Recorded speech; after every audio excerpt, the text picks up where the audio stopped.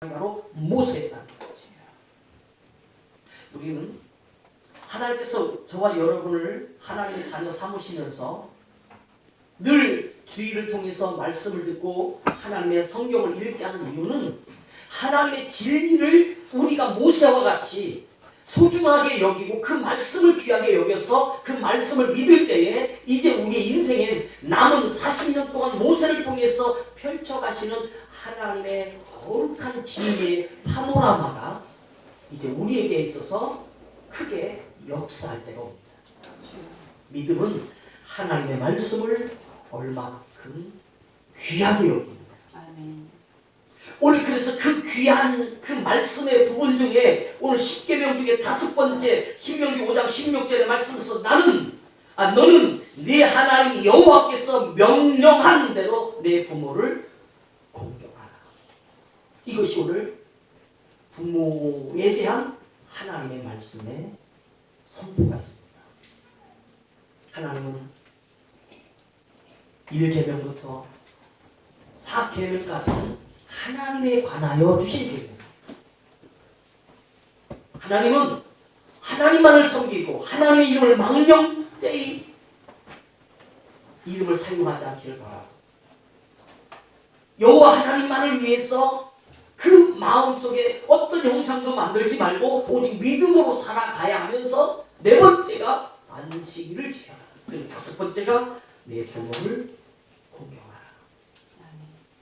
하나님께서는 하나님과의 관계를 하나님의 백성들에게 말씀하시면서 그 중에 그 가운데 중요한 곳에 부모라는 단어를 하나님께서 이스라엘 백성들에게 주셨습니다. 그러면서 이 말씀이 오늘 성경에 불 가운데서 여호와께서 산 위에 불 가운데서 너희와 대면하여 말씀하셨을 때에 그때 너희는 불을 두려워하여 산에 오르지 못해. 하나님의 그 거룩한 그 진리의 말씀이 불로써 하나님의 백성에게 말씀할 때에 다른 백성들은 두렵고 산에 오를 수가 없어서 하나님의 말씀을 듣지 못했을 때 모세를 중간에 서게 하셔. 그리고 하나님의 말씀을 그들에게 들려주었다는 거죠. 왜냐하면 하나님의 백성들은 하나님의 소리를 들을 수가 없습니다. 들어도 이해가 될 수 없습니다. 하나님은 모세라는 한 믿음의 통로를 통해서 세상에게 말합니다. 오늘 성경은 오늘 우리에게 하나님의 말씀을 성경은 우리에게 들려주기 위해서 기록되어진 하나님의 소리가 글로서 문자로서 있는 것이 바로 성경. 그래서 거룩한 책이라는 말이 성경이라는 말입니다. 그 거룩한 하나님의 성언이 하나님의 말씀이 오늘 우리에게 성경으로서 오늘 우리에게 십계명이 성경으로서 오늘 5번째 부모를 공경하라. 이것은 하나님의 천국을 바라보게 하시는 하나님의 인도하심이다. 그러면 오늘 우리는 하나님께서 우리의 가정이란 어떤 것인가? 가정이란 바로 첫째 부모가 계셔야 됩니다. 부모가 없는 가정은 하나도 없습니다. 거기에 부모, 아버지와 어머니. 그래서 아버지는 사실 하나님의 거룩함의 의미적인 부분을 담고 있습니다.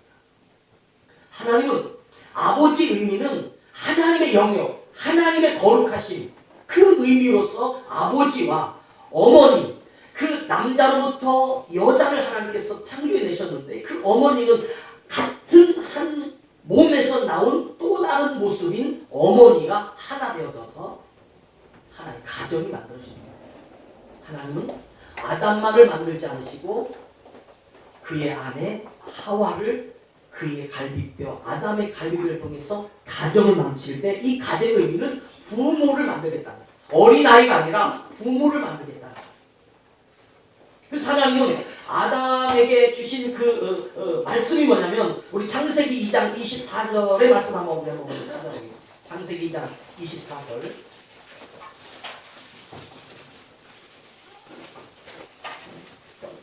창세기 2장 24절. 시작. 이러므로 남자가 부모를 따라 그의 아내와 합하여 둘이 한 몸을 이루지라. 여기에서 남자가 부모를 떠나 할 때에 우리는 당연히 가정에서 한 남자와 한 여자의 그 만남의 가정의 시작이지만 아담에게 있어서 부모는 누구죠? 하나님이죠.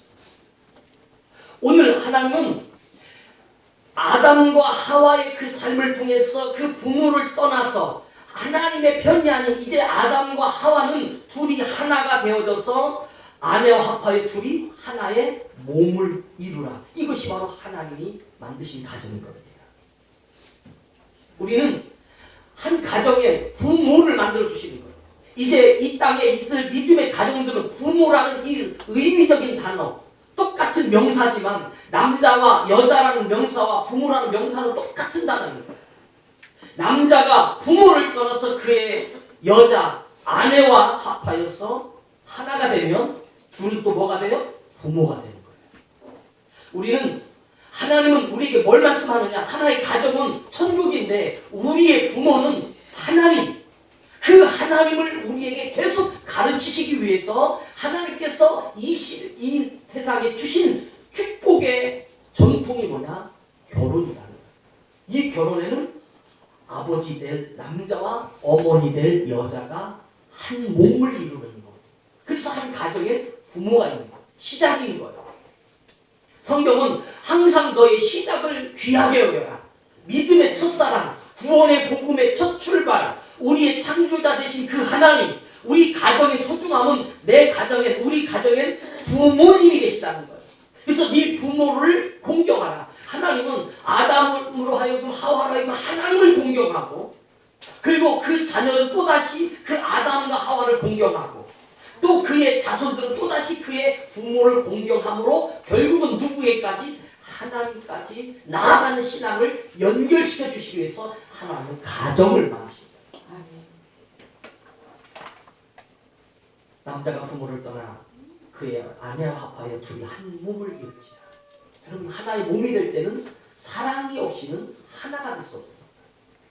오늘 우리에게 하나님이 주신 이 은혜의 천국은 하나님의 사랑이 있는 곳, 하나님의 감동이 있는 곳, 하나님이 주신 그 진리를 통해서 바로 우리는 이 가정에서 네 부모를 공경하라는 말이 뭐예요? 사실은 너의 하나님을 공경하고 잘 섬기는 자가 되는 거예요.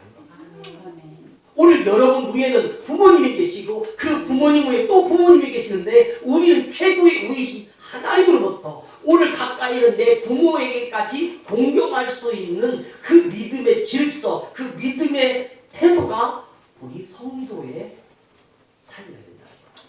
근데 세상은 인본주의는 사람으로 끝나고 말지만 우리는 하나님을 섬기는 경건의 가정은 모든 삶을 다 하나님께 연결이 되어져야 된다.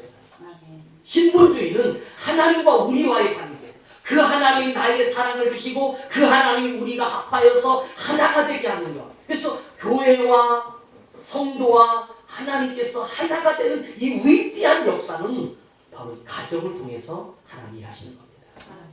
그럴 때 네 부모를 공경하라는 말은 하나님을 섬기는 가정이 되라 그런 말입니다.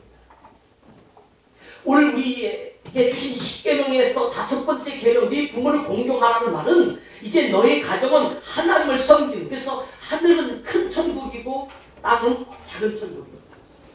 이 세상은 하나님의 진리를 설명하기 위해서 산과 바다와 강과 새와 물고기와 사람과 동물, 돌까지도 하나님의 진리를 위해서 하나님이 주신 축복의 터전이 바로 이 세상입니다. 그래서 이 세상에서 우리는 하늘을 볼 수 있는, 하나님의 영광을 볼 수 있는 믿음이 되어야 되는데, 남자가 부모를 떠나 그의 아내와 합하여 둘이 한 몸을 이룰지라. 오늘 이 말씀이 에베소서에서는 네 부모를 주 안에서 공경하라 그랬습니다. 그리고 부모의 말에 순종하라 그랬습니다. 그랬을 때 많은 사람들이 목사님, 그러면 예수님을 안 믿는 부모의 말씀은 어떻게 해야 됩니까? 교회 가지 말라는 말을 들어야 되나요? 말아야 되나요? 그럴 때 우리는 뭐라고 가르쳐야 됩니까? 만약에 그 부모의 말이 진리라면 당연히 순종해야 되지만 그 부모님은 나에게 주신, 나를 이 세상에 있게 하는 어른이고 부모일 뿐이지 우리의 진리는 하나님 한 분밖에 없어요. 그래서 부모의 말씀에서 하나님을 거룩하게 섬기고 천국을 만든 진리의 말씀에는 순종하지만 그 부모님이 교회에 가지 말라고 할 때는 그건 진리의 말이 아닌 거예요. 우리는 그 진리를 얻어야 우리 부모님을 나의 육적인 부모가 아닌 나의 영적인 하나님의 통로자로 세우기 위해서 기도해주고 그분이 예수를 믿을 수 있도록 천국을 만들어가는 가정이 되는 겁니다. 아멘. 히브리서 9장 27절에 한 번 죽는 것은 사람에게 정해져 있습니다. 오늘 죽음이 없다면 부모의 말에 절대적 순종을 해야 됩니다. 그건 당연한 겁니다. 지옥이 없다면 부모의 말씀에 절대적으로 모든 삶을 결정을 해야 돼요. 그러나 오늘 우리 부모님도 돌아가시면 지옥에 가는 거예요. 예수님 안 믿으면. 우리 부모님도 하나님을 섬기지 않으면 하나님의 진노와 징계를 받으시는 거예요. 그 부모님이 하나님을 섬기고 하나님을 예배하고 하나님의 복음을 들을 수 있도록 우리는 그 부모, 진짜 부모, 그래서 남자가 부모를 떠나 그의 아내와 합하여 둘이 한 몸을 이루는 말은 하나님의 가정, 하나님을 섬기는 가정으로 세워가라. 그래서 하나님께서 말씀을 그 가정에 주신 겁니다. 아멘. 여러분, 우리는 하나님께서 믿음의 가정, 하나님을 섬기는 가정이 있는 부모, 그래서 여러분이 최고 큰 축복이 뭔 줄 알아요? 우리 부모님이 예수님을 믿고 우리 부모님이 하나님을 섬기는 분이 내 부모가 됐다는 게 최고 축복인 겁니다. 아멘. 우리가 이 세상에서 태어날 수 있는 것 자체도 축복이지만 내가 태어나고 보니까 진짜 축복이 뭐냐? 우리 어머니 아버지가 하나님을 경외하고 하나님을 섬기고 하나님의 진리 안에서 세상 안에서 그 진리를 위해서 살아갈 수 있는 수많은 훈련과 경험과 경건을 가지고 있는 그 부모님이 내 부모님으로서 하나님이 허락하셨다면 이것은 최고의 축복입니다. 두 번째 축복은 내가 이 세상에 우리 부모님을 통해서 태어났다는 겁니다. 나라는 사람이 태어나게 하기 위해선 한 남자와 한 여자가 만나야 됩니다. 그런데 그냥 만나는 만남은 아무런 의미가 없지만 사랑이 생겨야 됩니다. 사랑이라는 게 어디서 올까요? 갑자기 그 마음에 모든 것을 허용하고 부끄러워하지 아니할 만큼 그 사랑의 위대한 힘이 어디서 올까요? 우리 인간에게 있어서 최고 큰 축복 중 하나가 사랑이라는 이 감정이거든요. 하나님께서 이 땅에 나를 오게 하기 위해서 나라는 한 피조물을 만들기 위해서 하나님 그들에게 사랑이라는 선물을 우리 어머님과 우리 아버지에게 주셔서 나라는 생명을 태어나게 하나님이 축복하신 겁니다. 그래서 우리는 하나님을 섬기는 그 가정이 복 있는 이유는 우리는 이 세상에 살면서 더 큰 영원한 하나님의 천국이 우리에게 있기 때문에 그 천국에서 누리는 그 축복. 하나님의 나라는 결혼이 없습니다. 하나님의 나라는 오늘 우리가 알고 있는 형제, 친구, 동료의 관계가 아니라 하나님의 나라는 각 개개인이 하나님의 거룩한 형상대로 나타나서 함께 기쁘게 살아가는 영광과 축복이 있는 것이 하나님의 천국이지, 천국에 가서 우리 식구들끼리 살고 내가 좋아하는 친구들끼리 살고 또 내가 이 세상에 살던 그 육체로 가는 게 아니라 우리의 영혼, 하나님의 숨이고 하나님의 생명인 그 모습이 오늘 우리를 천국에 간다는 거예요. 물론 하나님께 가서 물어봐야 됩니다. 하나님, 그때 천국에 갔을 때 내가 이 세상에 있었던 모습을 다 기억할까요? 하나님, 제가 볼 때는 절대 기억 못하게 지워버릴 것 같아요. 내 머릿속에 지우개가 있어서 이 세상에 어떤 것도 기억나지 않게 가장 귀하고 거룩한 예수 그리스도의 진리를 가진 자들에게 주시는 그 축복이, 그 기쁨,